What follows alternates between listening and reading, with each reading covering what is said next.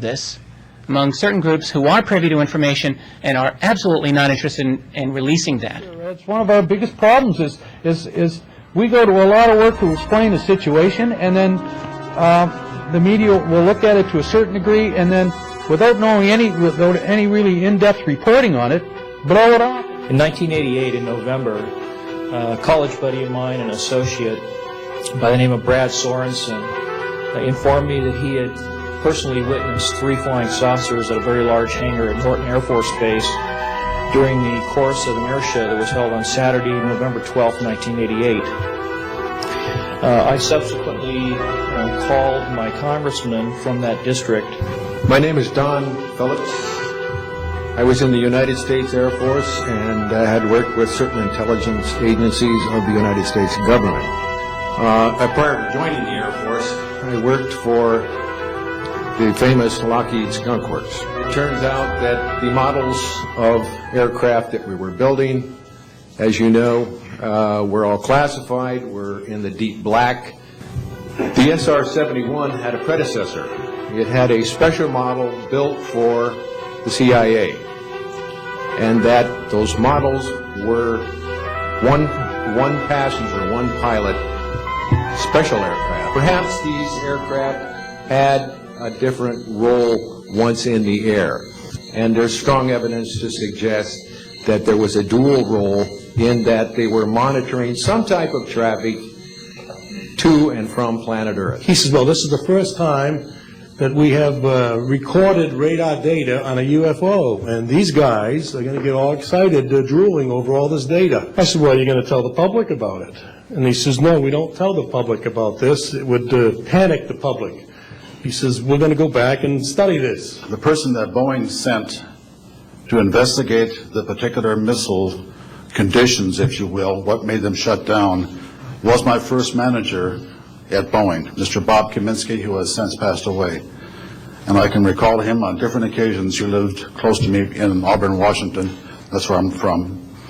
And he said, Arnie, he says, those missiles were perfectly clean. That was the result.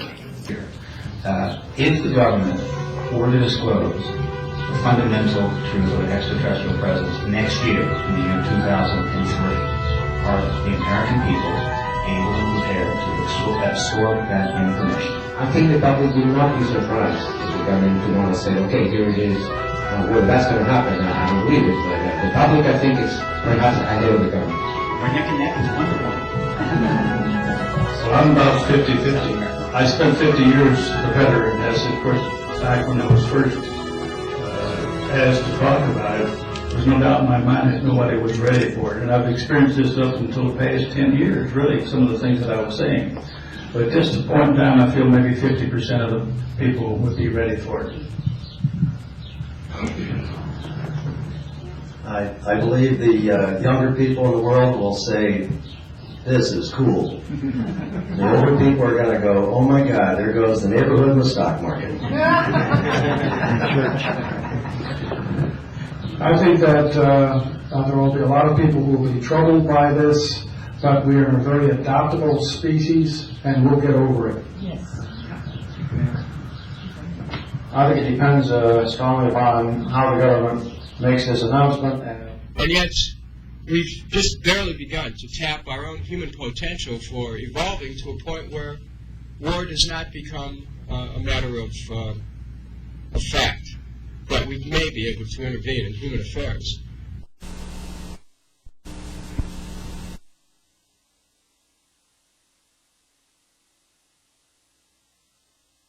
I worked at the Naval Electronic Engineering Center in San Diego for 13 years. The co-worker who I worked with worked at the NORAD facility. When he first started working at the facility, he noticed objects going on the screens that track everything out in space and in the air, objects going off the scale, doing right-angle turns. When he inquired, his older supervisor advised him that, quote, it was just a visit from one of our little friends. I was contacted by Ms. Smith and asked, in my capacity as General Counsel to the United States Jesuit Headquarters, National Social Ministry Office, to see if we could obtain access to the Vatican Library. to obtain the information that the Vatican had with regard to extraterrestrial intelligence and the phenomenon of UFOs.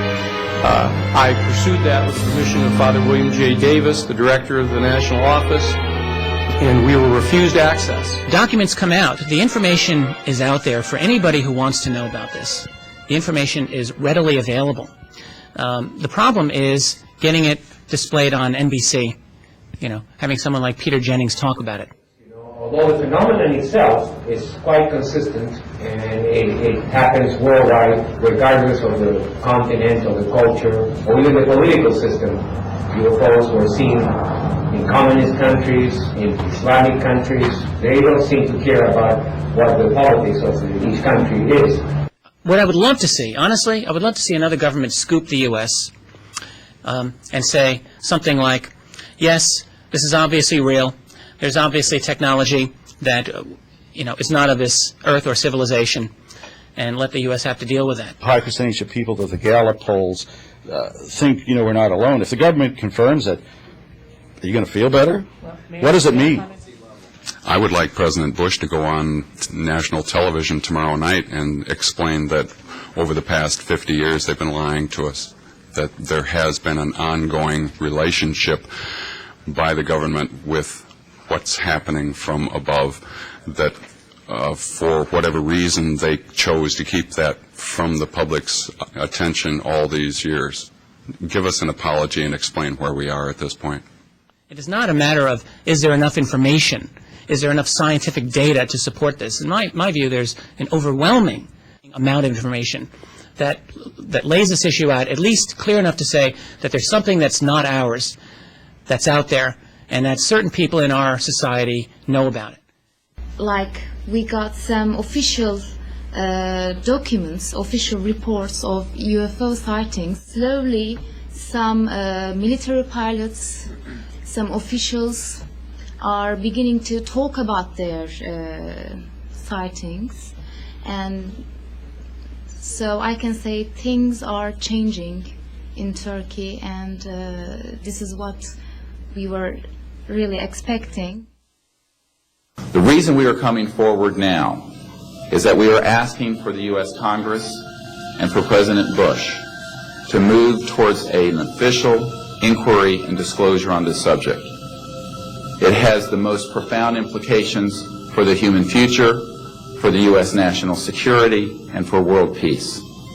Specifically, technologies connected to UFO and extraterrestrial vehicles, if declassified and used for peaceful energy generation and propulsion, would solve the looming energy crisis definitively. That's doing religious statements about the official policies about what the discovery of other intelligent life would be. We do have a handful of ad hoc attempts by various theologians and scholars to try to figure this out over the years, but nothing systematic, nothing very extensive. It's still a question that is largely ignored in the mainstream. Our intelligentsia doesn't think a lot about it. In Quran, it says there are more than 18,000 worlds. And as in the past 2 years, there were many UFO sightings in Turkey. Some journalists made an interview with the Minister of Religious Affairs, and he said Quran tells that that the universe is full of lives. So this was not anything against the religious and Islamic belief. The evidence for the evidence includes mature, thoughtful, balanced, intelligent, reasonable people who have spent lifetimes looking at the phenomena and evaluating the evidence themselves. So it's not only people like my friend in the Air Force, it's people who have talked to other people over all these years, people like Edgar Mitchell, who was on the moon with Apollo 14, people like Peter Sturrock, professor of astrophysics. My interviews included debunkers like Phil Klass, and people in a different domain of looking for extraterrestrial life, like Jill Tarter and Frank Drake from the SETI project. in an effort to look at it from a very well-rounded point of view. In that context, evidence for the evidence is constituted by reasonable, thoughtful, intelligent people, having spent lifetimes examining the data and having come to reasonable conclusions about that data.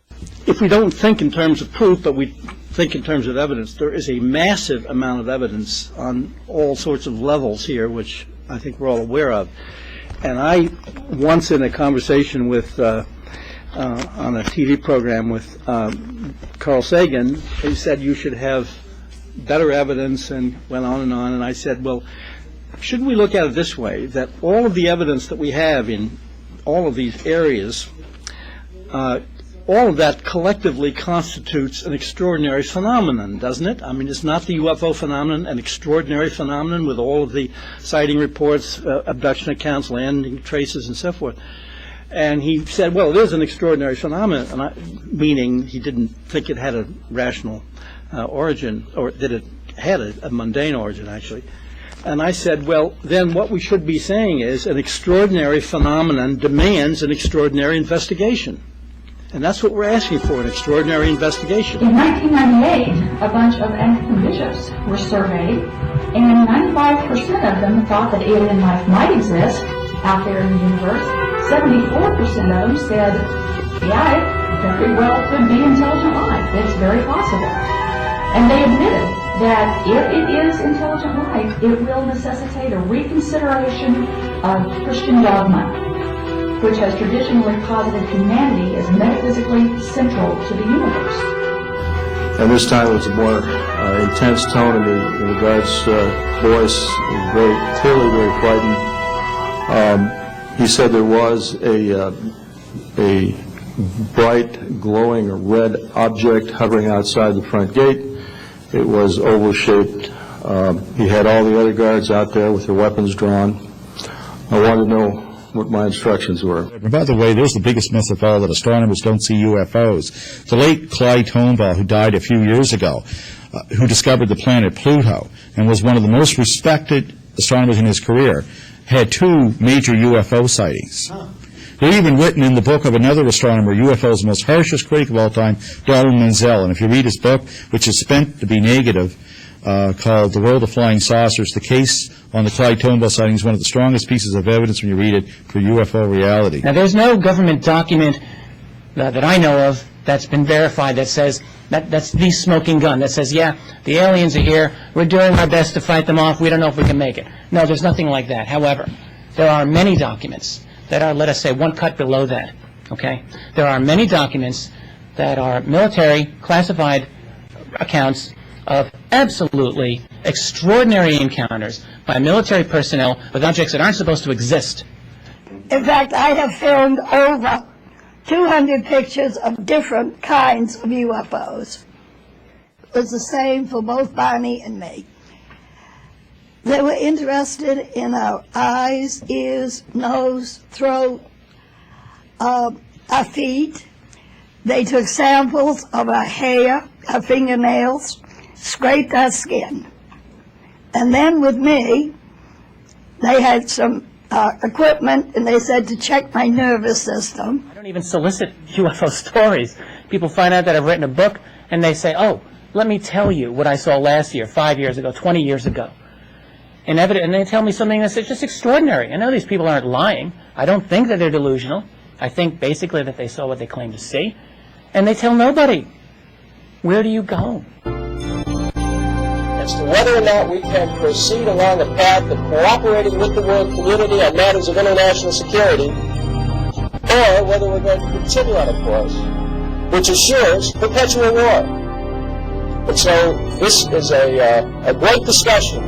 Look up my commander, who was on a rest period, Fred Mywald, a retired colonel now,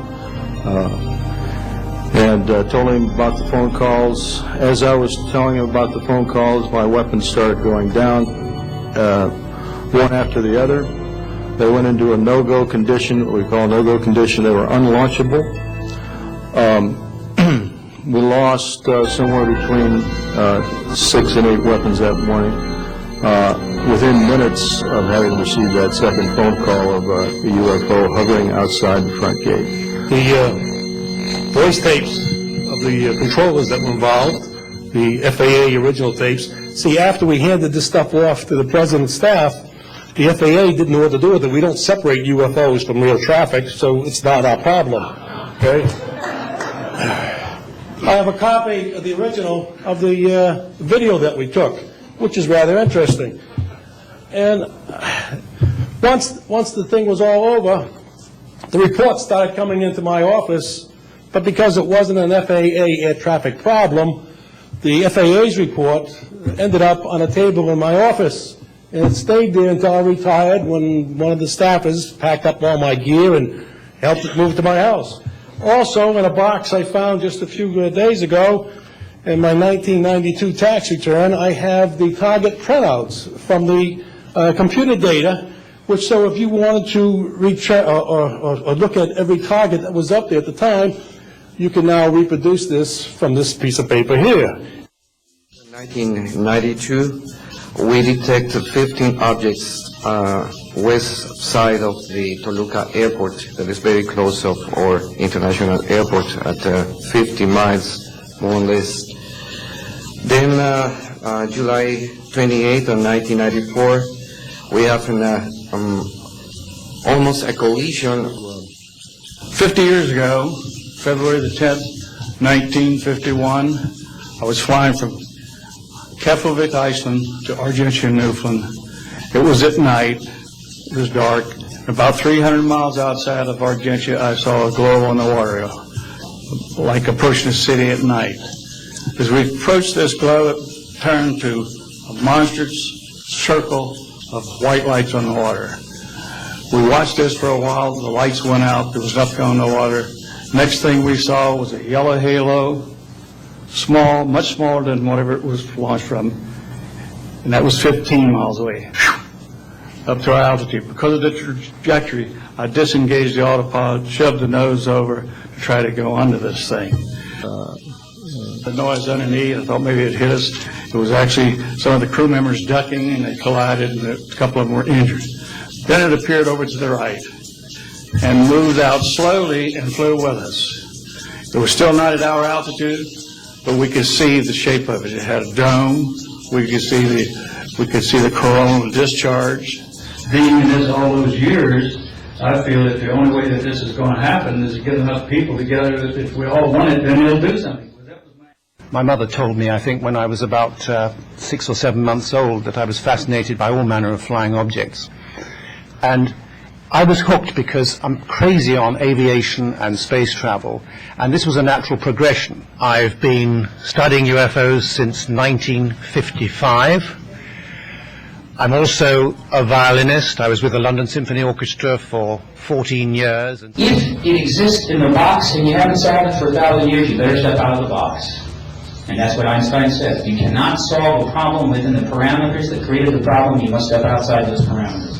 And when you step outside of the box, I don't care which one you're in, I don't care whether you're Arab or a Jew or a Pakistani or a Chinese or you're the director of the CIA, when you step outside of the box, you know what you're going to find when you get there? Extraterrestrials.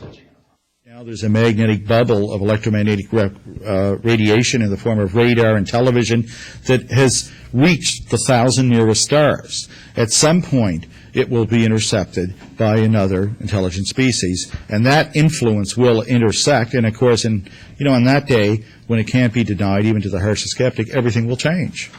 We won't be alone. We won't be able to bury our head in the sand. Again, that morning, after reporting it to the command post, we were informed that a very similar incident happened at Echo Flight. I was at Oscar Flight.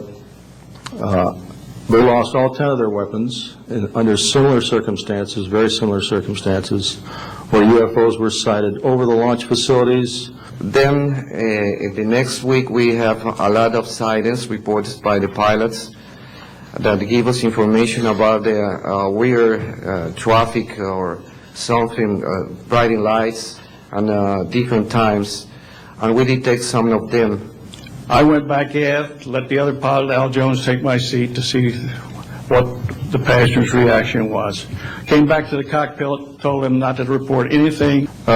and in one telex, it says the fact that no apparent reason for the loss of 10 missiles can be readily identified is cause for grave concern to this headquarters. But in September 15 of 1994, we have a detection about 5 hours, more or less, on a radar and a new equipment that we believe that that equipment was working. About 12 witnesses that'll verify parts of this story, including of a man who investigated the incident afterwards for the Air Force. They don't seem to be interested in establishing, diplomatic relations with human beings on any kind of level of parity. Are you absolutely convinced that extraterrestrials are here now? Has the government told you the truth about the ET issue? 3, have you ever had contact of some kind with an extraterrestrial? And the answers came back.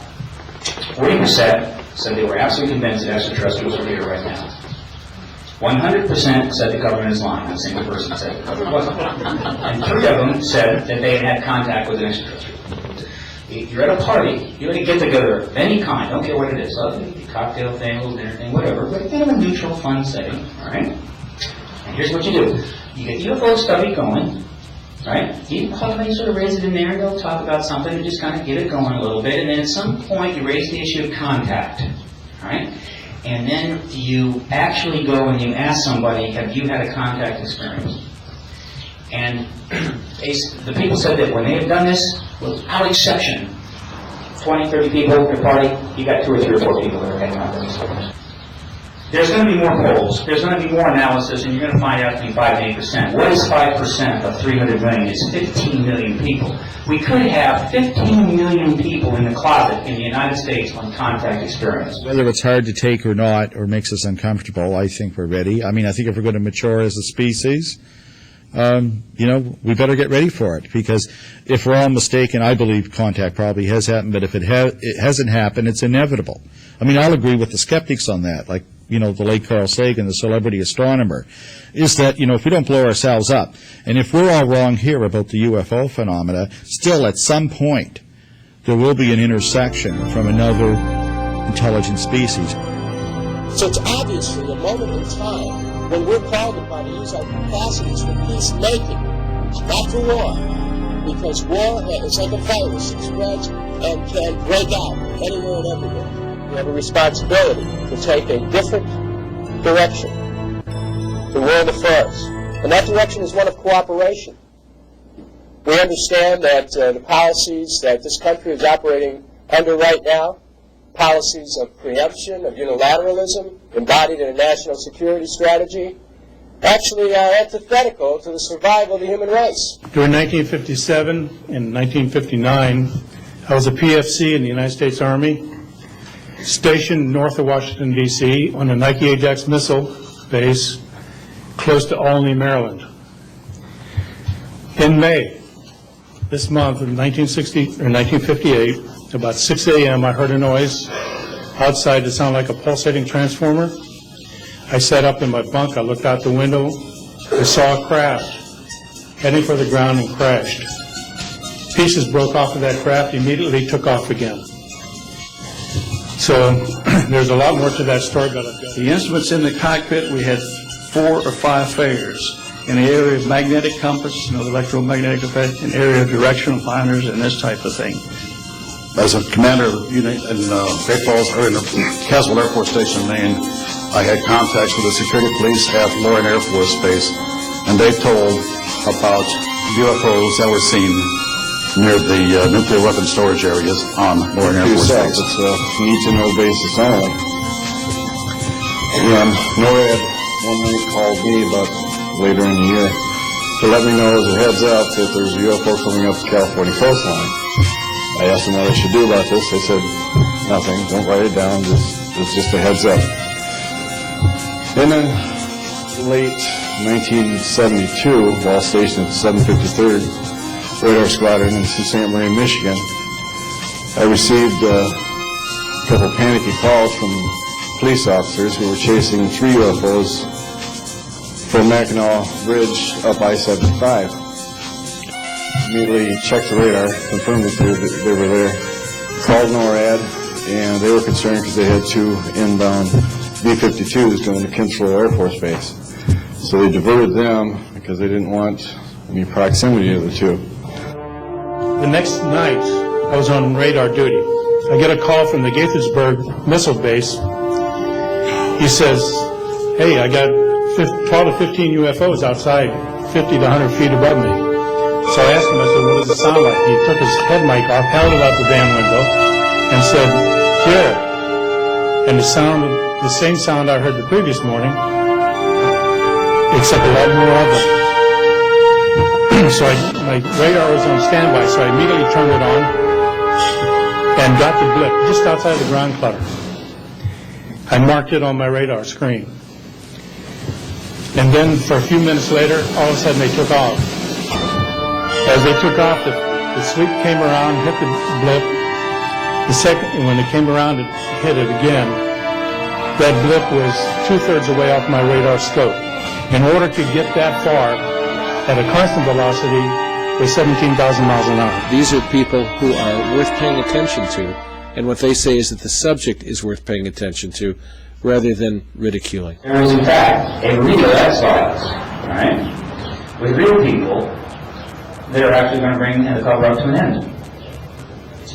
And that is, in fact, what the politics of UFOs is all about. A friend of mine who specializes in cover and deception tells me there are 3 primary ways of doing it: illusion, misdirection, and ridicule.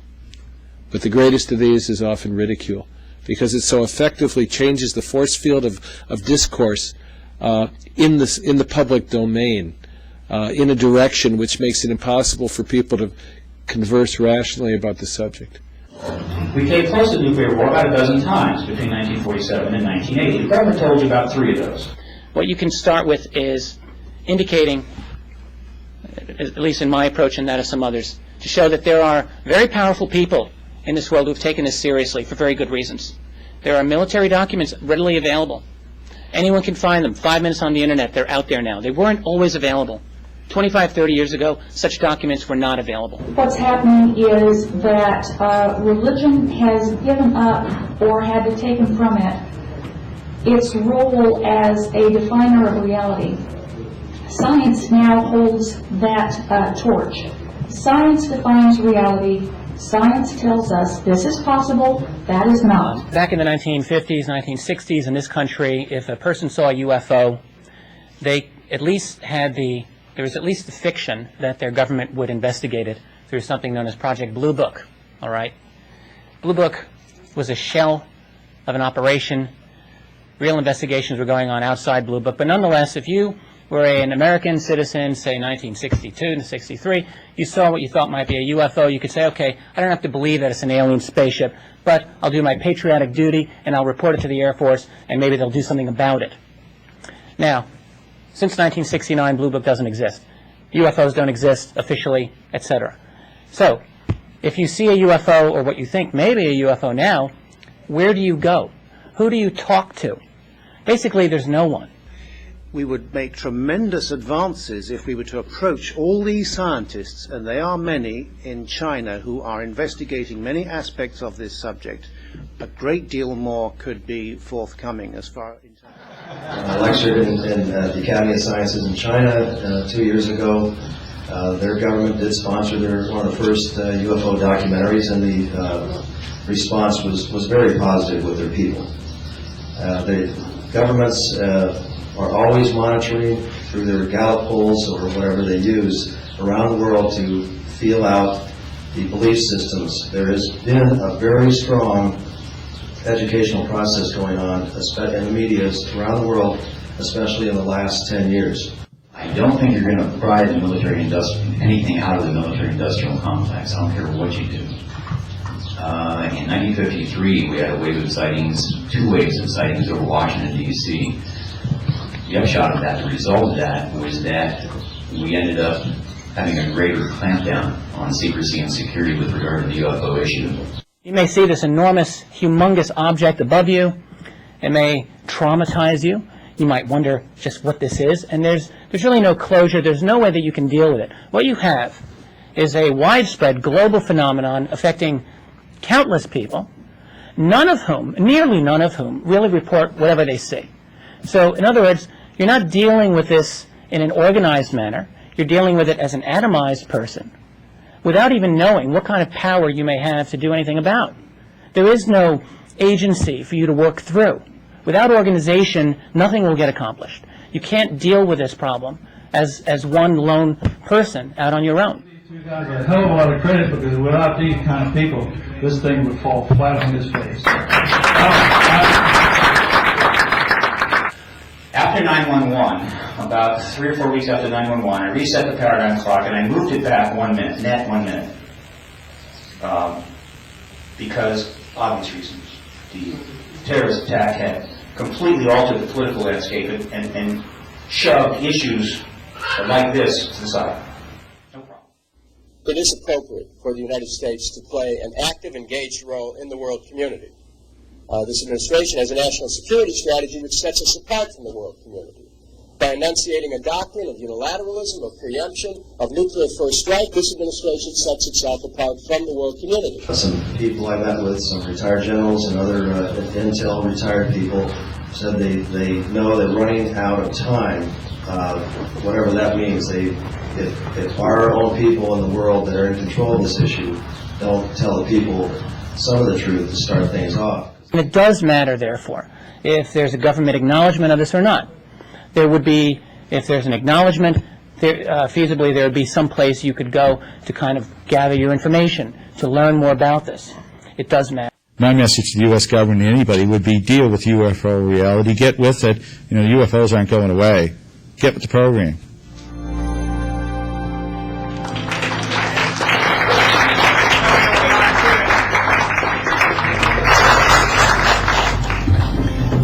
My name is John Maynard. I'm a retired Army. I retired as Sergeant First Class. For my entire 21 years of service, I held a top secret clearance.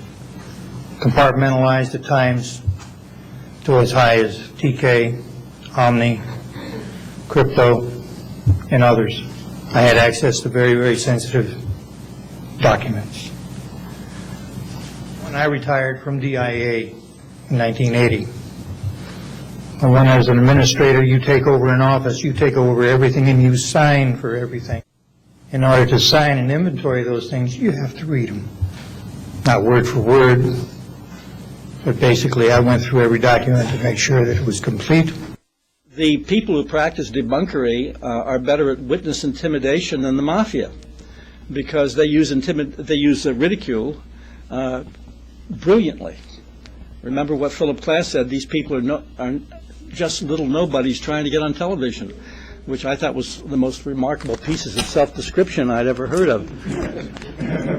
Of the Beijing UFO Research Society, for example, which are attended by Communist Party officials, by other government officials, and by Air Force officers. The Chinese Air Force takes it very seriously. There is no ridicule.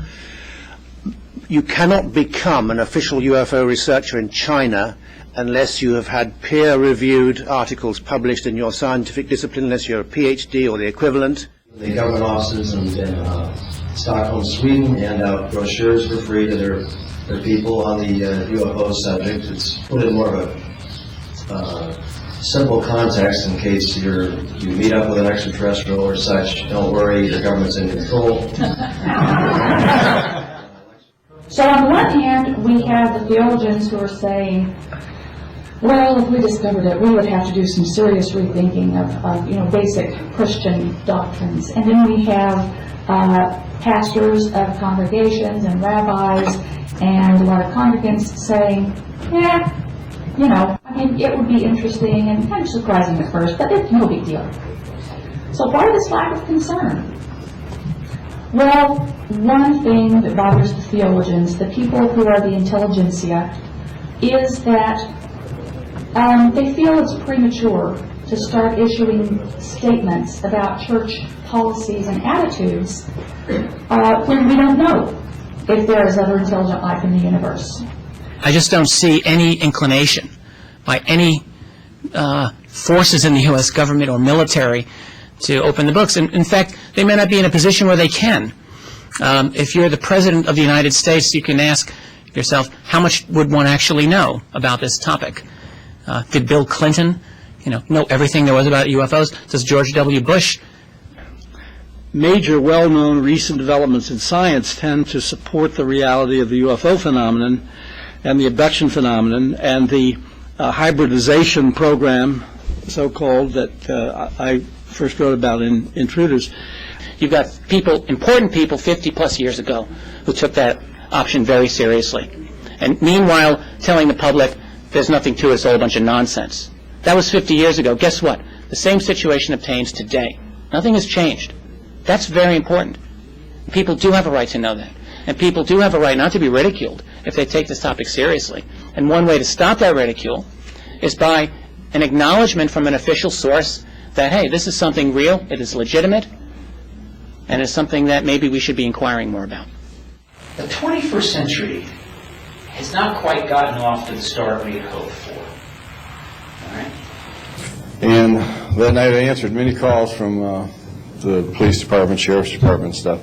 And my standard response was that there was nothing on radar.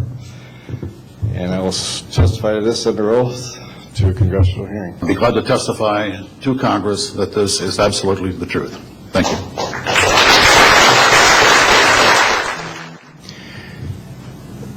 As I was working, and it was like 2 or 3 in the morning, California time, I heard a Houston astronaut communication link, comlink.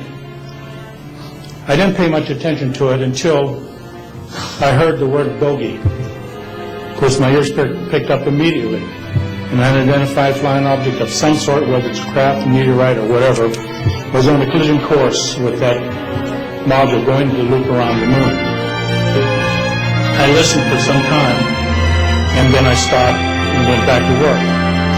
And then I heard, where to go?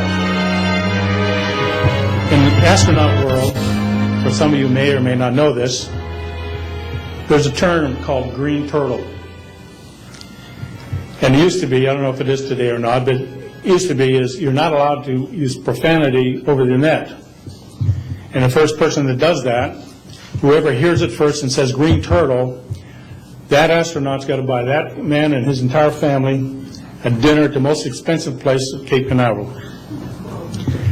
Well, to end this real quick, one of them said, damn, they went off, the UFOs took off. He says, damn, that was fast. And somebody yelled, green turtle. And then he said another word, a synonym to crap. And then somebody else yelled, green turtle. And you could see him grit his teeth, because now he had to buy 2 expensive meals. And my particular experience, I will testify before Congress if necessary, and explain exactly what happened. Thank you.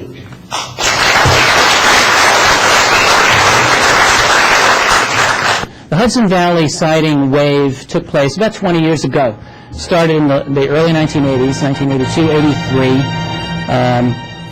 In the areas just a little bit north of New York City, near the Connecticut-New York State border. Not far from Danbury, Connecticut, for instance, in that general area.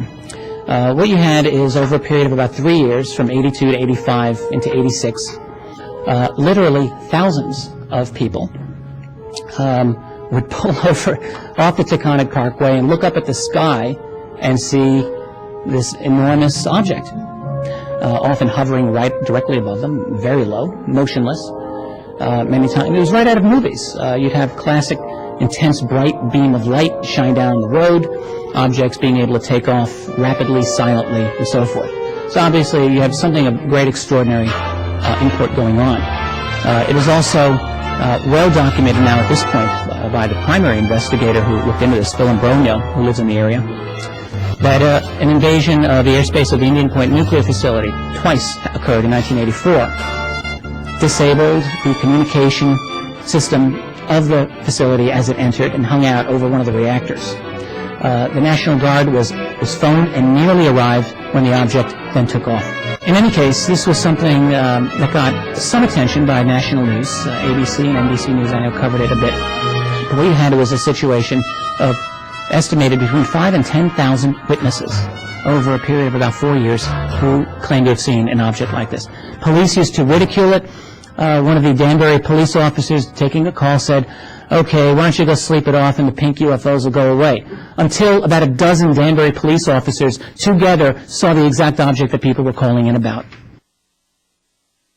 The Roswell situation, Fred Whiting's wife worked for Schiff, and she provided him with information that indicated that his own constituents in New Mexico were interested in the subject, so he had a leg to stand on. It wasn't like he was trying to argue something for somebody that he had no responsibility to. He had responsibility to the people in New Mexico, the people in the Roswell area.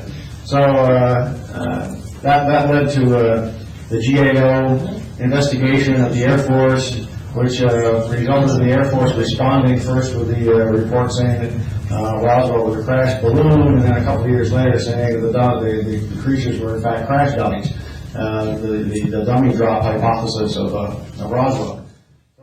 Politically wise around the world, something's going to have to happen, probably in the next few years, if not sooner. And the medias that are in control of their people, whether when I was in Moscow, they had a show on Friday night, a primetime show, it may be off the air now, but it talked about all this subject, help educating their people. But religion is taking the scientific worldview, which is premised on largely materialistic notions of reality, and using that to and constraining the theological imagination. Today, the U.S. government tells you that they're extraterrestrials. I don't care what else they're going to tell you, right? What they eat for dinner, where they come from, what kind of movies they like. They're just going to tell you that there's ETs here. That's disclosure day. That's the paradigm line. And that's the day that the paradigm clock strikes midnight. The theological quest to criticize ourselves, to reflect on the human condition, to ask what yet, to try to project human nature into the future and what it needs to be and what it could be, and reflect on what we are. 1 minute to midnight. The reason it did put 1 minute to midnight in May, I think the 16th of last year, was because of the May 9th press conference that was held by the Disclosure Project in Washington, D.C. If indeed, as we can prove, it is true that we are not alone and that space is territory which we are sharing with other civilizations, it could be a very imprudent, destabilizing thing to place weapons in space. We can establish through this testimony that these objects of extraterrestrial origin have been tracked on radar going thousands of miles per hour, stopping and making right-hand turns. That they use anti-gravity propulsion systems, which we have already figured out how they work in classified projects in the United States, Great Britain, and that the Constitution of the United States has been subverted by the growing power of these classified projects, and that this is a danger to the national security. There is no evidence, I wish to emphasize, that these life forms from elsewhere are hostile towards us. But there is a great deal of evidence that they are concerned with our hostility.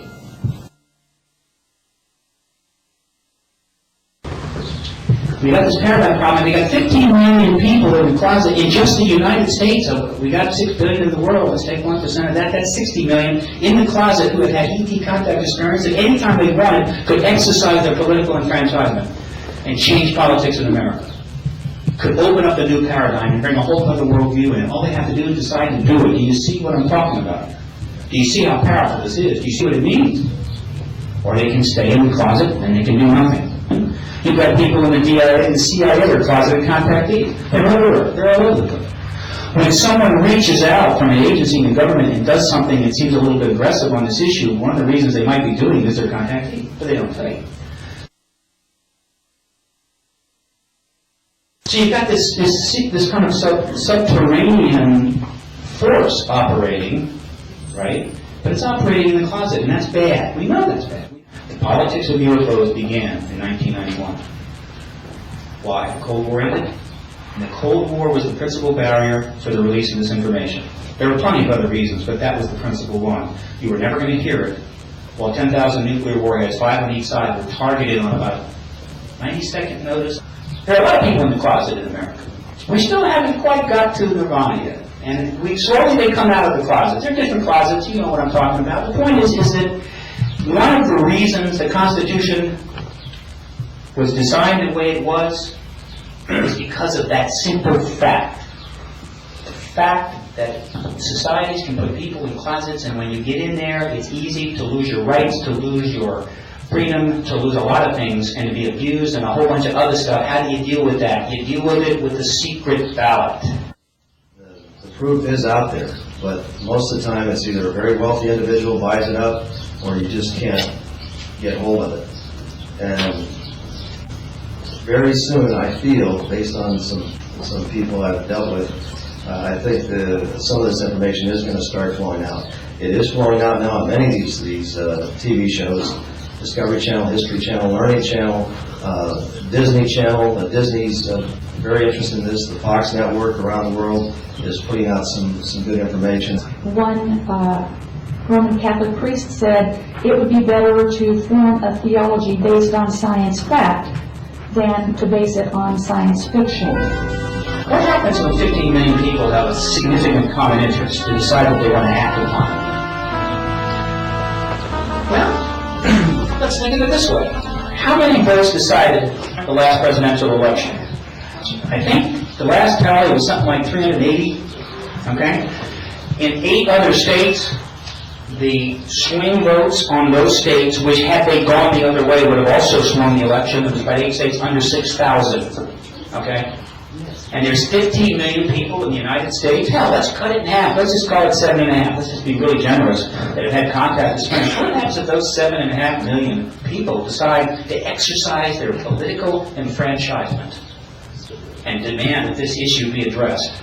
They could swing and have, or could have swung, every single presidential election since the year 1900. All those symptomatologies in our society would suggest that we haven't really adequately addressed the nature of violence in American society. And so not only would this be an opportunity to create in the government a department that would be dedicated to addressing these problems head on and put substantial resources to doing that, but also would enable America to be able to help heal itself as a nation.